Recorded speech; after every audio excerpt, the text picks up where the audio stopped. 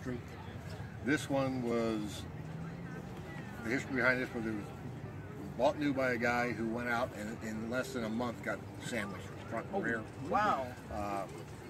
Broke his heart, took the car home, parked it.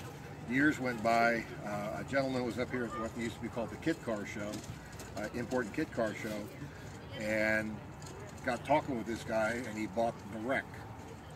So then he was walking around, and he saw this group from Canada that was down here, Onyx Conversions, which was made up of former employees of Corporate Concept, and they rebuilt it.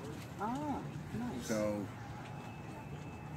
it's got, and as time goes on, he ended up this. I saw this in the parking lot of the store I worked at. I worked in a parts store, and I said, "Man, who owns that kit car out there?" It ended up being my boss's father-in-law. Oh yeah. So I said, "If you ever decide to sell it, please let me know." And he did eventually. He had the proper tag for the trunk, but I didn't. At that time, I didn't care. I just wanted the car, so I didn't get the tag. I didn't get this. So. What do you mean the proper tag to the trunk? A tag that was on the area up there that said Mera number 12345, and it had the color code on it. Okay. And he had that, but since he repainted it and had it all done inside and out, he kept the tag off. Right. Gotcha. And he had it, in a folder. But I didn't get it from him. And time goes on, and he's gone, and here we are. So. Now this is all fiberglass, correct? All fiberglass. And how did you get into these cars? I was a kit car guy from way back. I used to build what was called the Nightmare in the Box, which was anything from fiber fab. Oh, yes. Avengers. A few fun weekends, and you could have this on the road. Yeah. And, Jeez. They never lined up, so you became an expert on Bondo and more Bondo and more Bondo. I built 4 or 5 of the Avengers, a couple of the Valkyries, a few Kelmarks, and then life got in the way with not having a garage, being married, having kids, and all that stuff. And then time went on, and bought a house with a garage, and got looking around, and there it was in the parking lot. So I got back into it. So I didn't buy it because of the history. It just happened to have kind of an interesting history, and it's a lot of fun. The Ferrari guys, most of them appreciate it and understand the car.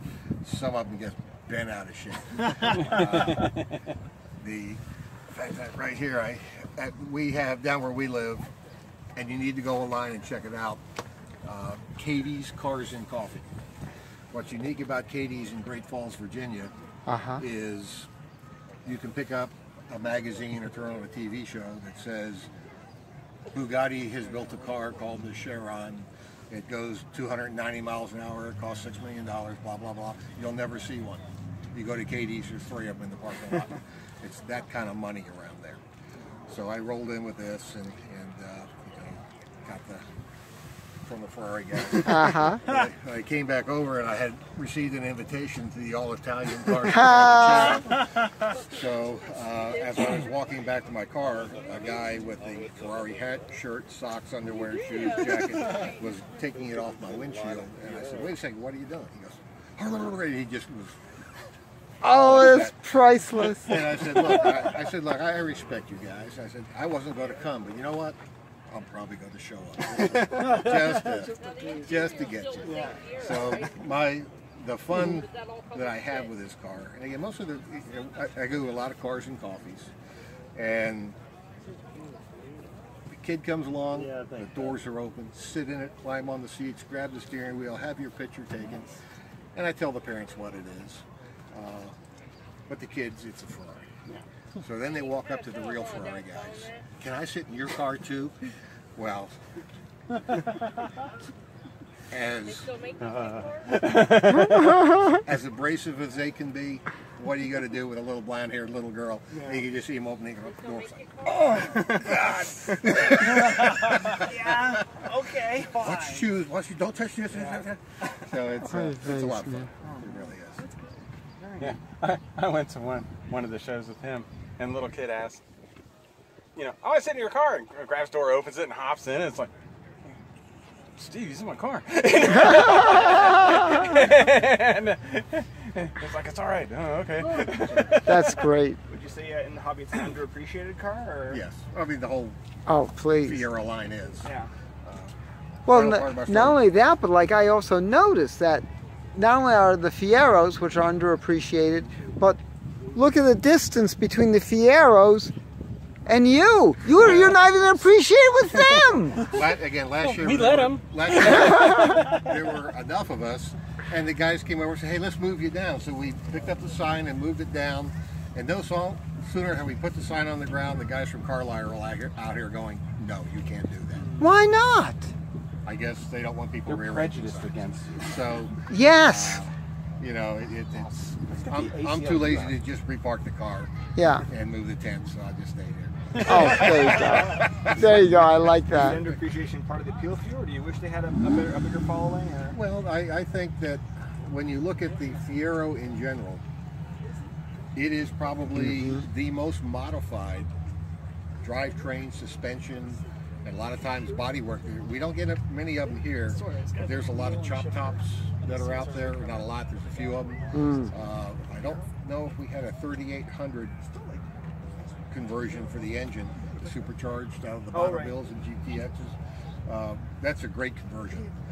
There is a V8 conversion up there. Oh my. And Gotta check that one yeah, out. the V8 looks like it's supposed to be in there. Yeah. Well, When it yeah. starts up, the distributor's clear, so you get to watch it spin around. Oh, neat.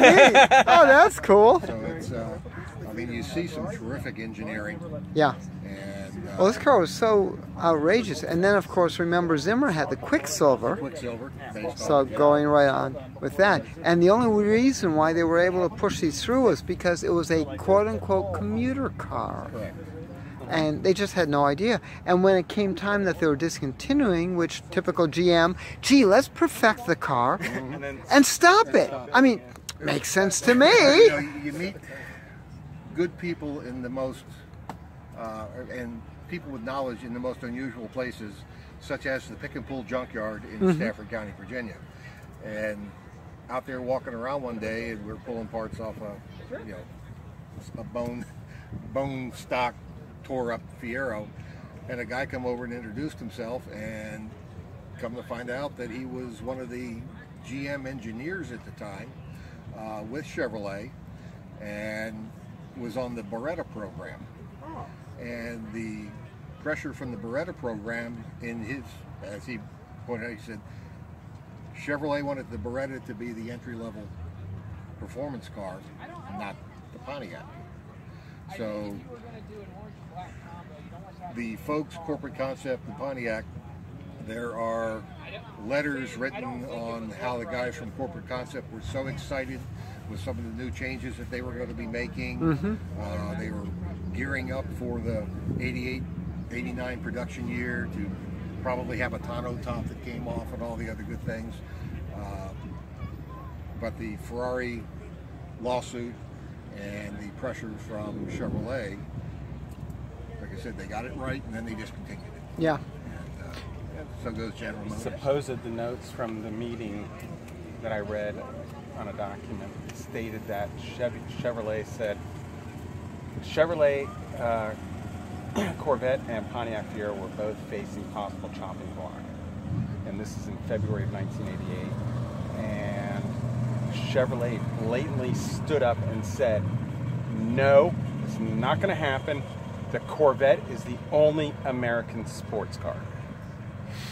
And right then, after Pontiac had invested $30 million into the Pontiac Fiero program, that they had to come up with a lie that the car was losing money, and that's why they stopped. Oh, So you jeez. got, the Saturn was a great car. Yeah. The Corvair, when they finally got it straightened out, was very. Yeah. But the Saturn, unfortunately, so they come in with a whole different, make it a bloomin' Chevy from the beginning with the whole concept. Yeah. You know, but I guess they got burned with the Geo fiasco. Right. So it's you know, how many ways can you package a potato? It's still a potato. And, Yeah. You know, I think, you know, we of the Pontiac Brotherhood are frustrated that we can't buy a GTO, Yeah. but we can buy a high-performance Cadillac station wagon. You know? Oh my gosh, yes. And 6 of them were sold with a manual transmission. Yeah. This is such a pretty, I mean, it works so well. That's what's really funny. Well, what was the wheelbase and the track are almost identical. Uh-huh. They're within a 1/4 inch of the real one. Yeah. When you park them side by side, 2 different cars. Oh, I'm sure.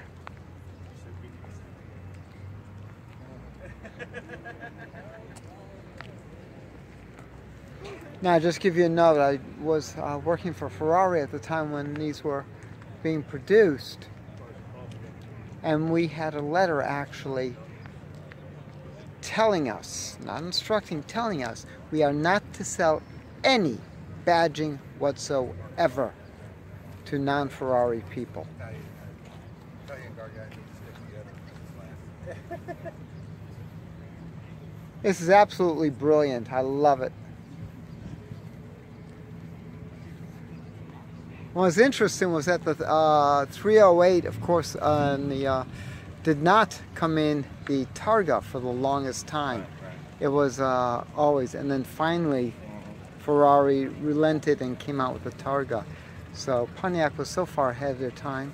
Yeah, and that's one of the little bits of trivia on the Magnum PI show, where the opening scene where he slides the top back. Yeah. Everybody thinks sliding it back into a housing. No, it's laying on No. the road. Yeah, that's it. And actually, they were going to put Magnum in a Porsche, but he's 6'4". Won't fit. And they said, ooh, yeah, you don't really fit good. We need to extend it. So they contacted Porsche and they said, hey, can you modify the car? And we're going to make, you know, this and the star of the show. And Porsche said no. Yeah. So they contacted Ferrari, and Ferrari said, okay. That's surprising because Ferrari is also quite interesting to deal with. Oh, nice little Maybe Chevy over they there. projected, you know, the popularity of the show. Oh, I don't know. I don't know. The Ferrari is always quite strange. You know, Quite and I strange. understand that. I really do. Yeah. It's what I don't understand is my introduction to the Ferrari was Miami Vice. Uh-huh. Yes. And that started my desire and so many other people's desire Yes. to have a Ferrari. Mm-hmm. Life gets in the way, and you know, so And a high price tag. high price tag and all that stuff. And, Ridiculous. I remember all the kids would come in and they wanted the insignia for the hood, and it was frightfully expensive for the time. I would sell them just a key blank. But I it was got first, crazy. second, and third locked up. There we go. Now, where were these built? They were built in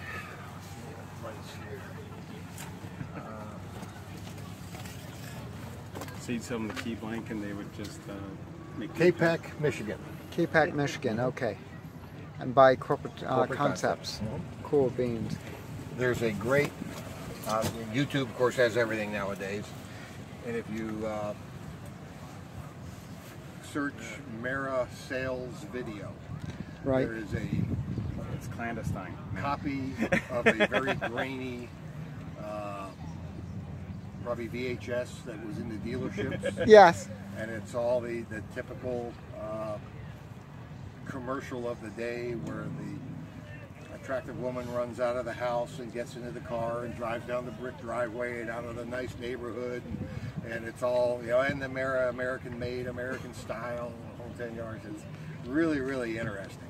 I gotta check that out. I'll put that link on this website. Okay. So Corporate Concepts was also where all the T-tops were cut. And they cut not just for the Fieros, they also did it for the Trans Ams and Mustangs. yeah, there was Corporate Concepts. There was American Sunroof, Eisman and Hess also did the modifications. Back then, these modifiers were really coming in. Oh, also, of course, Hurst. Hurst, right. So they were always selling, but they did not do well. It still goes on today. You can buy a Mustang, and it's a Celine or a Yeah. Chevrolet has Tennessees Yeah. and those sort of things. So it still goes on today. Oh, you're never going to stop Yeah. modifying. That's it. So it's really Folks, thank you very much. This is Pam from NortheastWheelsEvents.com at the 2018 Chevy Nationals at Carlisle. We are checking out the Mera, that's M-E-R-I, which is the modified Fiero by Corporate Concepts. For more cool events like this, make sure you check NortheastWheelsEvents.com, SoutheastWheelsEvents.com, and UKWheelsEvents.com. And while you're there, post and share your events. I'll see you at the shows.